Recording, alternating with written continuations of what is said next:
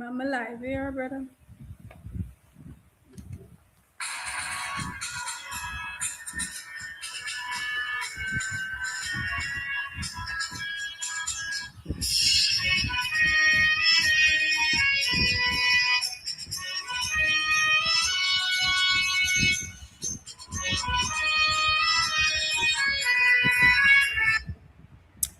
Good evening, everyone. Welcome to the Jam Down News Network.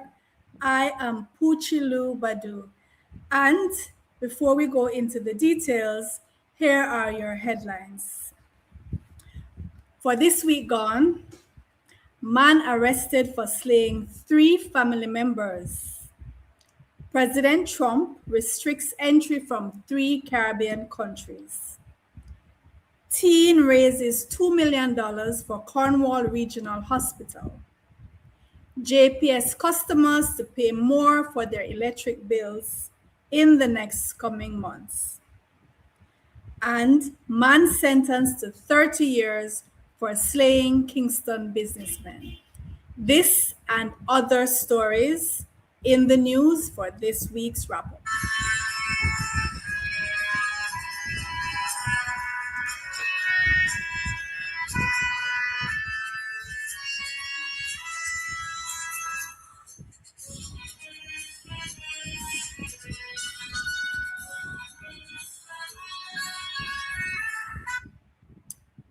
And now here are the details of this week's news wrap-up. A man has been arrested following the slaying of 3 family members in the fishing village of Fraser's Field, Rocky Point in Clarendon.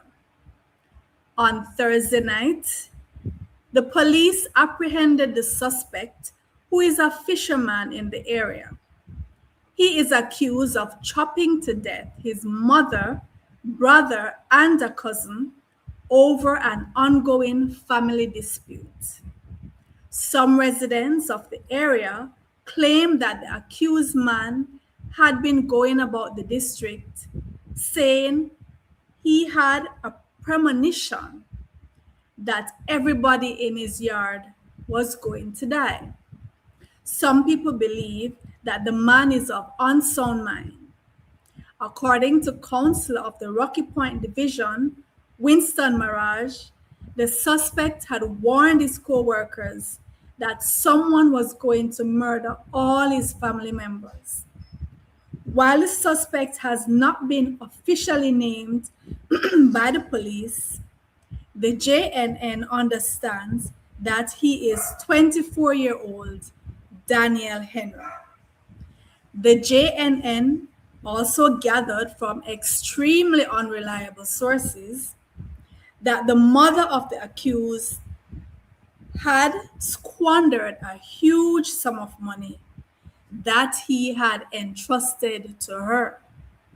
Now, how the story goes from very unreliable sources, the man who is accused of this heinous crime, he is a fisherman, and he went out to sea, and according to what I heard, he found some drugs, some cocaine, washing up on the sea, on the high sea. So he was out fishing and he found this bag of cocaine. So he carried it in, got it sold, and gave the money to his mom for safekeeping. According to reports from very unreliable sources, the mom squandered the money, and this made the young man very irate, very frustrated, and this was the thing that triggered him. No, so we buy it, so we sell it. So we buy it, so we sell it. That's how we bought it, and we're selling it. Continuing the news, a body was recovered from a pickup truck that plunged into a river in Lacovia, St. Elizabeth on Saturday. According to the Jamaica Defense Force, the occupant of the vehicle was found dead. And we will continue this story and we'll bring you the details as we get them. Continuing the news, 66-year-old Jamaican-born Detta Headman became the first Black woman to win a World Darts title. Detta Headman is known as the Caribbean Queen, and she is now the 2025 WDF Women's World Champion. She defeated top seed Lorena Richburgen 4-1. Detta is the first Black woman to win a world title in darts, and she is also the oldest woman to do so. This is truly a historical achievement. Detta is a British-based darts player, and she competes in professional darts competition, corporation events, as well as in World Darts Federation level events. JPS customers can expect a 7% increase in their electricity bill for the month of December, which will cover November's electricity consumption. According to the JPS, this increase was an inevitable consequence of higher generation costs in the wake of Hurricane Melissa. The electric company explained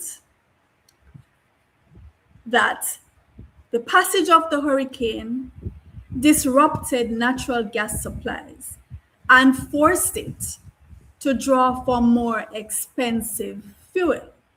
In addition to that, electricity sales were reduced by 30%, and this pushed up the price of fuel and independent power producer IPP charges.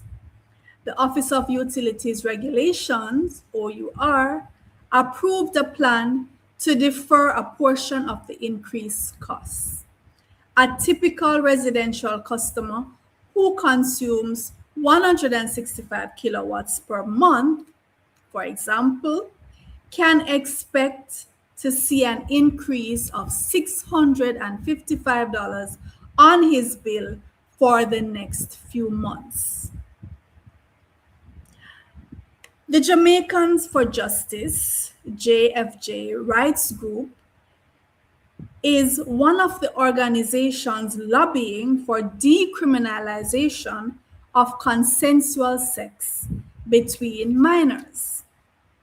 The JFJ spokesman has stressed that there needs to be a statutory defense where no offense occurs if partners are less than 2 years apart in age, and further defenses if the age gap is up to 5 years.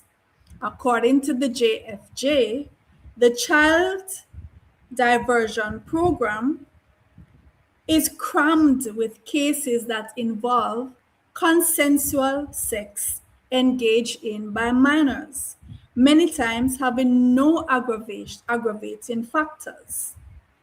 They feel that more emphasis should be placed on providing sex education for minors. A Kingston teacher has been sentenced to over 30 years in prison for the 2018 murder of 27-year-old businessman Jean-Pierre Rohn by strangulation. According to reports, Rohn, who was then the general manager of New Home Era and Consulting, was reported missing on October 17, 2018. The now convict 26-year-old Shamar Clark is said to have lured Rohn from his home and then robbed him. The 30-year sentence was handed down by Justice Caroline Ty Powell in the Home Circuit Court on Tuesday. Clark was a former employee of New Home Era and Consulting. He lured Rome to Port Royal in Kingston when he launched his attack, wrapped the naked body in a sheet, and buried it under the sand. The body was found 3 days later. He then stole Roan's bank cards and initiated efforts to sell Roan's motor vehicle. The total charges were 30 years for murder, 4 years and 11 months for simple larceny, and 2 years for preventing the lawful and decent burial of a corpse, running concurrently. Clark had claimed self-defense due to sexual advances made on him by Roan. Meanwhile, Roan's mother, Carita Roan, said that she forgave Clark long ago and would have been satisfied with a lighter sentence. Now, as we continue, we have a new segment where we feature some of our loyal followers on their birthdays, and we have 3 lovely ladies who we want to feature this week. They all celebrated their birthday this week. So we're going to share our screen and invite you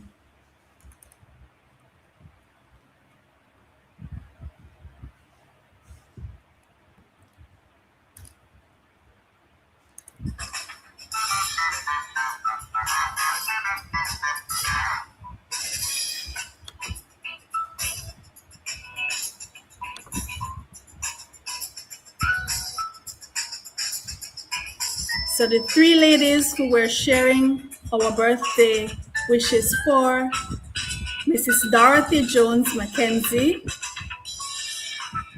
Miss Daniel Brown, and Miss Tanisha Powell.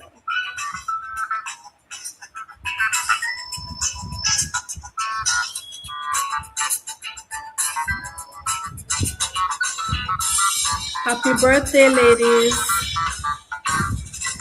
So Mrs. Dorothy Jones Mackenzie celebrated her birthday on December 21. Danielle celebrated her birthday on December 21. And Tanisha celebrated her birthday on December 20.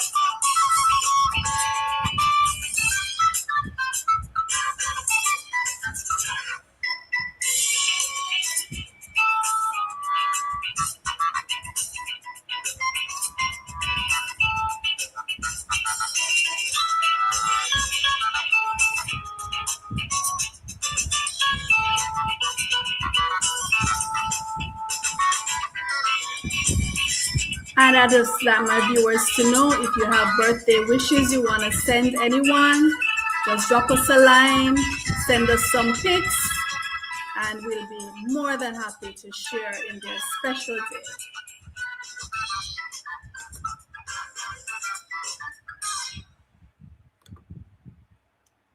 All right, so let's continue our news. Following the report of rapes committed on the compound of the College of Agriculture, Science and Education case, the president is admitting that there is currently no proper fencing around the Portland premises. Students demonstrated at the Portland campuses on December 12 to protest the alleged rape of a female student. They demanded an improvement in security. President of CASE, Mr. Derek Deslandes, says that the college needs proper perimeter fencing and a resolution of its persistent electrical power issues. A female student is said to have been raped on the property on Sunday. The college also has a challenge in maintaining permanent security guards due to lack of funding. The institution currently relies on watchmen and gatemen as opposed to trained security guards.